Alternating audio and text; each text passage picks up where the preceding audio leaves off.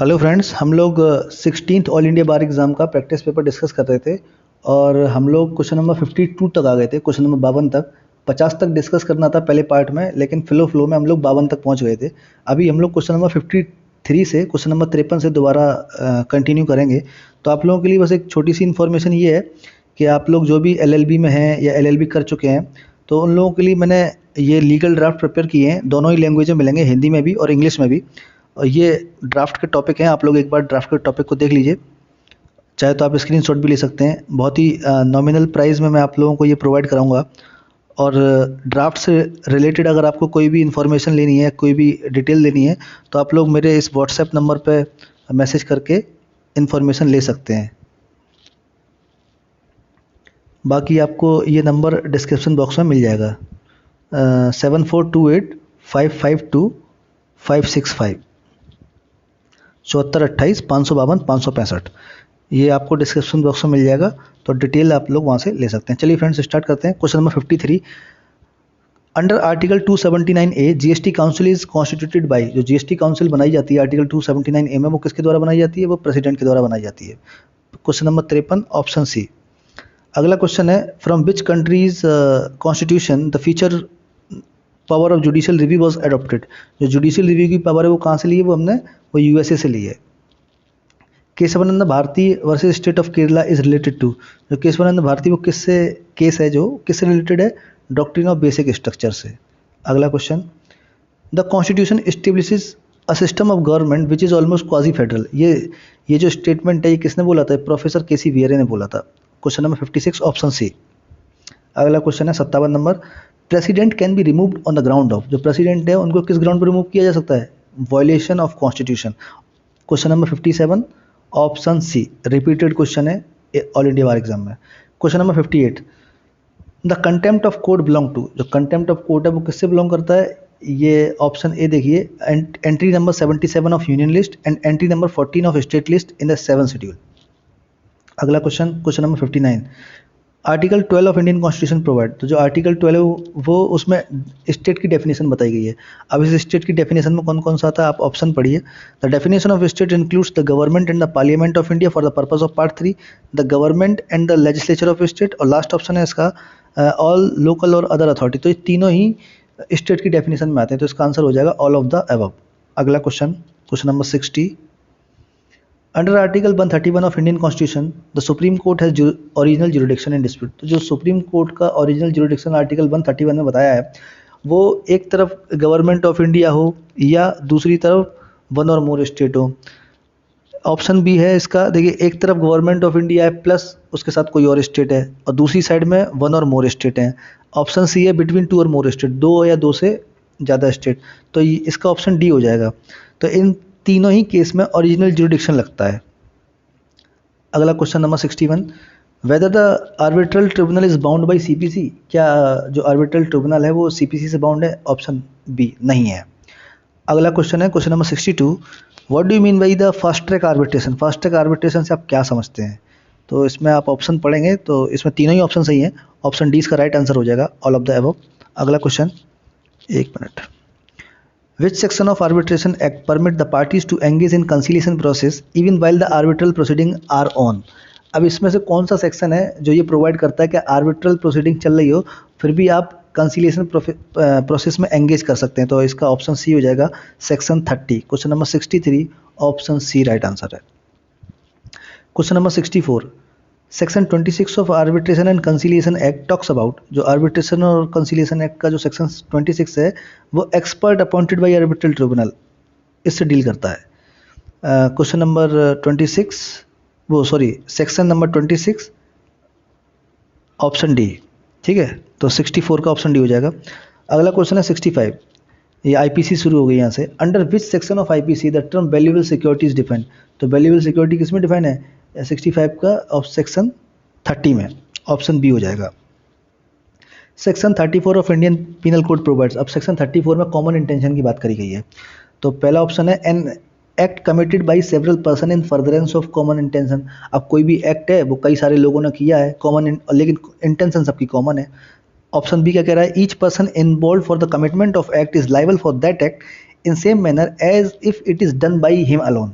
तो option B का मतलब ये है कि मान लो सपोज 3 लोग हैं ए बी सी, ठीक, ये ए बी सी, अब ये तीनों लोग मिलके इनका इंटेंशन कॉमन है कि ये एक्स का मर्डर करना चाहते हैं, ठीक है।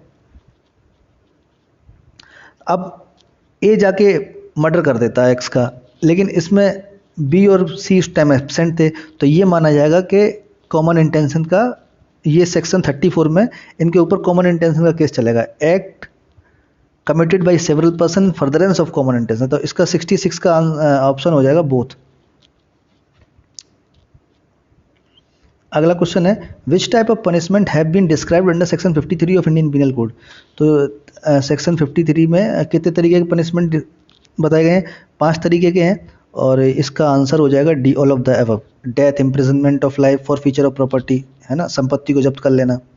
अगला क्वेश्चन है question number 68, while performing duty X fired on uncontrolled mob as per order given by officer.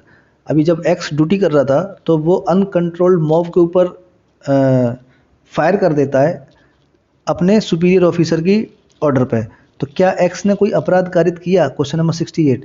Question number 68 में इसे सेक्शन 76 का डिफेंस मिलेगा। According to section 76, in conformity with the command of the law, X executed the order of officer, hence X has not committed an offense। तो X ने कोई अपराध कारित नहीं किया। अगला क्वेश्चन है when section of IPC, which section of IPC protects acts done by a judge while acting judicially and in exercise of the power given to him by law। तो जो जज साहब है उनको किस सेक्शन का डिफेंस मिलता है? वो section 77 69, option C is right answer.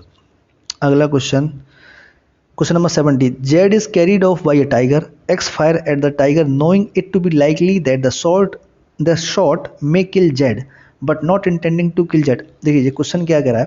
Question ये कह रहा है कि जो एक पर्सन है जेड, उसको टाइगर ने घेरा हुआ है। अभी एक्स है, वो देखता है कि जेड है, उसको टाइगर ने घेरा हुआ है, तो वो फायर करता है, वो एक शॉट लगाता है, लेकिन वो ये चीज़ जानता है कि अगर गलती से जेड में लग गया तो उसकी मृत्यु हो सकती है, वो मर सकता है, लेकिन उसके गुड फेथ में टाइगर से बचाने के लिए, टाइगर को मारने के लिए वो फायर करता है। अभी वो जाके लगता है जेड में, तो क्या यहाँ पे एक्स ने कोई ऑफेंस किया है? तो एक्स ने कोई ऑफेंस नहीं किया है, इसको सेक्शन 92 में डिफेंस मिल जाएगा। अगला question, the person taking part in commission of an offence have been divided into 2 classes. तो क्वेश्चन नंबर 71 का जो आंसर हो जाएगा वो हो जाएगा ए, प्रिंसिपल एंड एबेटर। अगला question, abetment as per section 107 of IPC. जो अबिटमेंट है उसमें क्या है? 107 में अबिटमेंट ऑफ थिंग्स बताया गया है ना। तो ये आपका तीनों ही ऑप्शन हो जाएंगे, ऑप्शन डी इसका राइट आंसर हो जाएगा, all of the above. Indicate करना, एंगेज होना या एड करना, सब कुछ अबिटमेंट में आता है। Question number 73, in which of the main school of Hindu law there exist survivorship. तो सर्वाइवरशिप किस में एग्जिस्ट करती है? मिताक्षरा लॉ में। अगला क्वेश्चन है 74, A the first wife of B when B married to C during the subsistence of his first marriage wanted to take divorce from B. मतलब कोई पर्सन है बी जिसकी वाइफ है ए, अभी बी अपनी पहली शादी के दौरान दूसरी शादी कर रहा है, तो क्या जो उसकी वाइफ है क्या वो उससे डाइवोर्स ले सकती है? बिल्कुल ले सकती है, और इसका 74 का ऑप्शन ए सही हो जाएगा। सेक्शन 13 क्लॉज 2 में ये प्रोविज़न है। अगला क्वेश्चन है 75, under section 12 of Hindu Marriage Act the ground for annulment of marriage. जो एनुअलमेंट ऑफ मैरिज के जो ग्राउंड हैं वो कौन कौन से हैं? वो इसमें ए और बी दोनों ही हैं। Impotency of fraud. अगला question 76, which of the following is not class first heir under Hindu Succession Act. अब हिंदू सक्सेशन एक्ट में क्लास फर्स्ट ईयर कौन नहीं है? तो फादर नहीं है, फादर क्लास सेकंड ईयर होते हैं, तो 76 का ऑप्शन सी हो जाएगा। 77, what is the modern formulation about the alienation of joint family property. तो जॉइंट फैमिली प्रॉपर्टी में ये तीनों ही आते हैं, 77 ऑप्शन डी हो जाएगा। अगला question 78, who are entitled to right of preemption. तो राइट ऑफ प्रीएम्पशन के लिए कौन एंटाइटल्ड है? ये तीनों ही है, शफी शरीक, शफी खलीत, शफी जार। ठीक, तो 78 option D. Question number 79, A bequeaths his property to B and after B to C if he survive then, मतलब जो बिक्विस मतलब होता है वसीयत, तो ए अपनी जो वसीयत है वो बी के लिए लिखता है और बी के बाद सी की होगी अगर वो सर्वाइव करता है। तो ये किस तरीके की वसीयत है, ये अल्टरनेटिव बिक्विथ है, इसको ऑप्शन बी हो जाएगा 79 option B. Question number 80, a marriage between a girl of 22 year marriage her maternal uncle son of 23 year in accordance with special marriage act. अब एक लड़की है वो अपने मामा के लड़के से शादी कर लेती है, लड़की की उम्र है 22 साल और लड़के की उम्र है 23 साल। स्पेशल मैरिज एक्ट के अकॉर्डिंग ये कैसी मैरिज कहलाएगी, ये वॉइड मैरिज है। क्वेश्चन नंबर 80 ऑप्शन सी, ये रिपीटेड क्वेश्चन है, पूछा गया है ऑल इंडिया बार में। राइट टू अपील कैसा राइट है, ये स्टैचुरी राइट है। Question number 81 option C. 82, the ground of error of law apparent on the face of the record is connected with which writ, ये किस rate से connected है, ये आपका सेशोररी से कनेक्टेड है। 82 option D. Question number 83, administrative law is the law relating to the power and procedure of, जो administrative law है वो कैसी लॉ है, तो क्वेश्चन नंबर 83 का ऑप्शन हो जाएगा एडमिनिस्ट्रेटिव एजेंसी के द्वारा, ठीक। 83 option C. Question number 84, section 154 under IT act is, 84 का option C rectification of mistake. Information technology कब इनेक्ट हुआ था, 85 ऑप्शन ए। अगला question, when the criminal procedure code 1973 came into force, ये काफ़ी सरल क्वेश्चन है, इस क्वेश्चन का आंसर आप कमेंट बॉक्स में दीजिए। Question number 87, as per section 2C a cognizable offence mean, तो कॉग्निजेबल ऑफेंस कैसा होता है, जिसमें बिना वारंट के किसी को गिरफ्तार कर लिया जाए, तो व्हेन अ पुलिस ऑफिसर में अरेस्ट विदाउट वारंट, जब पुलिस ऑफिसर बिना वारंट के लिए, ये कॉग्निजेबल ऑफेंस होता है। 87 ऑप्शन ए।